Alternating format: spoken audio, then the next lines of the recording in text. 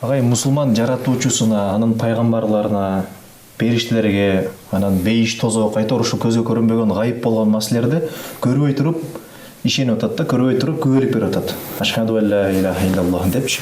Эми ушул күбөлүктүн туура болушу үчүн кандай болуш керек? Күбөлүк бул өзү ишенимдин акыркы чекти. Күбөлүк сөз өзү айтып атат, мен ишенимиме күбөлүк берем деген сөз. Мен Аллахтын бар экендигине, жалгыз экендигине жана Мухаммед саллаллаху алейхи вассалам анын акыйкат жана акыркы пайгамбар экендигине.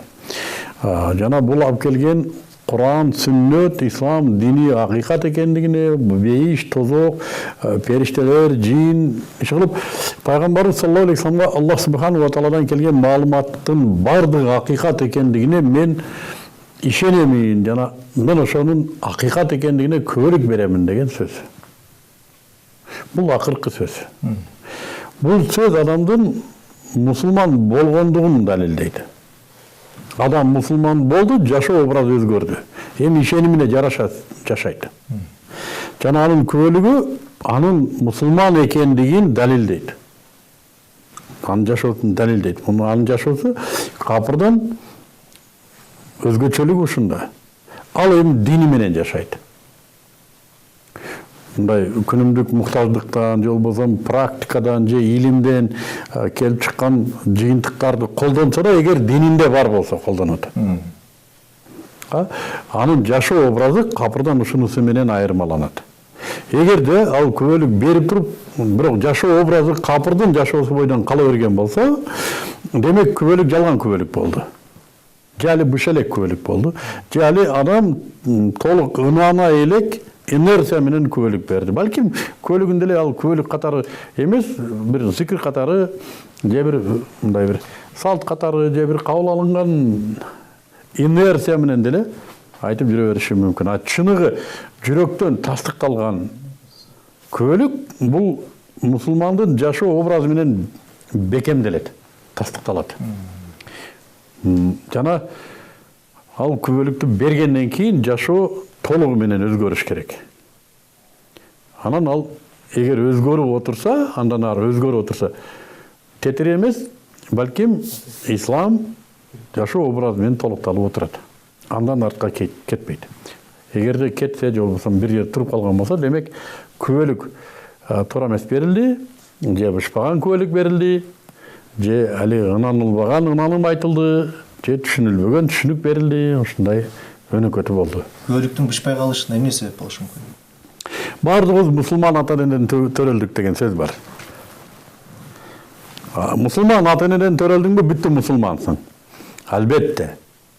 Алхамдулилла, биз капырдан төрөлгөн жокпуз. Мен аябай ушуну сыймыктанып айтам, биз мусулман ата энеден төрөлдүк. Бирок биз ушул турган турпатыбыз менен мусулманбыз деген бир аз коркунучтуураак да. Албетте биздин ата бабаларыбыз жашаган мусулман дининде жашасак анда сөз жок. Бирок биздин күнүмдүк жашообузда балким башка нерселер аралашып кетип аткан болсочу.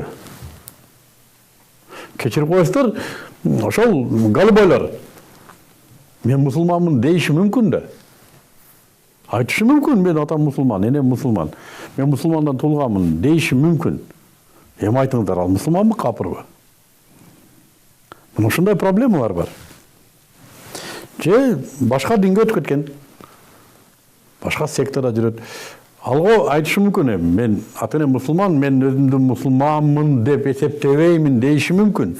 Бирок биз аны карап туруп мусулмандын баласы мусулман дейиши мүмкүн, аны эгер билбесек. Ошондуктан бул күбөлүк маселеси кээде коомдо да мындай иликтөөнү талап кылган маселе. Күбөлүктү адам өзү үчүн далилдеш, мисалы мен мусулманмын деп өзүм далилдеш үчүн, күбөлүгүмдү далилдеш үчүн эмне кылышым керек? Толук мусулманча жашоо керек. Жашоодо 24 сааттык жашоодо 360 градус мейкиндикте Куран жана сүннөттөн башка нерсе жок болуш керек жашоодо. Эгер бар болсо да ал Куран сүннөт менен тастыкталып уруксат берилсе. Жөн эле өзүбүз киргизип алган болбошубуз керек. Бул деген сөз биздикилер туура эмес. Биздин элде али бул нерсе ачыла элек да көбүнесе.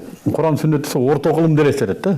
телевизор жок, жөө жүрүшүң керек, дүңкүйүп бир кепишти кийип алып, жок. Эң алдыңкы заманбап болуп жашаса болот.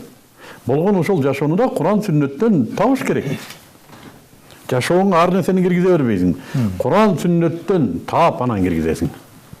Болгон ошо.